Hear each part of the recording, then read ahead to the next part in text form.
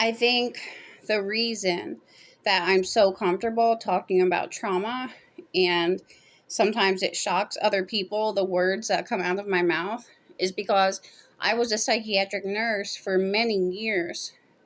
Trauma was just part of our everyday life. We saw people from all walks of life. It didn't matter if you were rich and you had status or if you were poor and you came from the homeless shelter.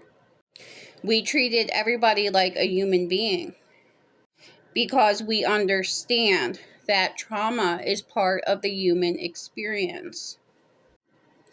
As a generational curse breaker, you're probably going to have to clear more trauma than the other people in your family because you're the first person to do that. So all of that compacted trauma in your family line is coming up through you. For example, yes, I had no voice in my first marriage. I was completely controlled and I was not allowed to be myself.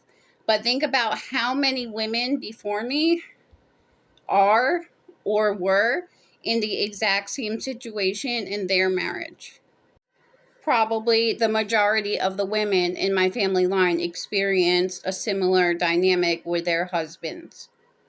Clearing generational trauma is a lot like being put in the exact same situation that the people before you were put in that they never healed.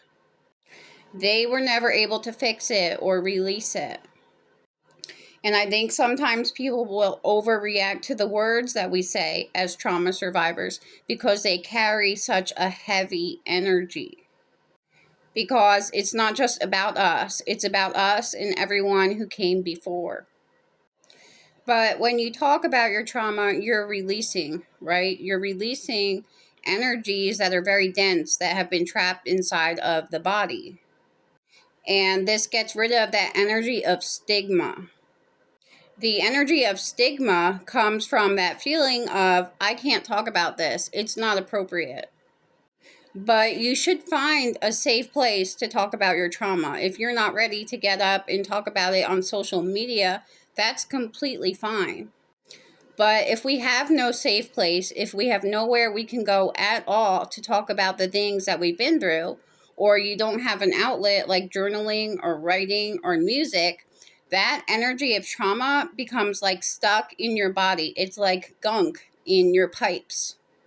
So it's important to have an outlet or a safe person to go to in order to release all of that dark matter.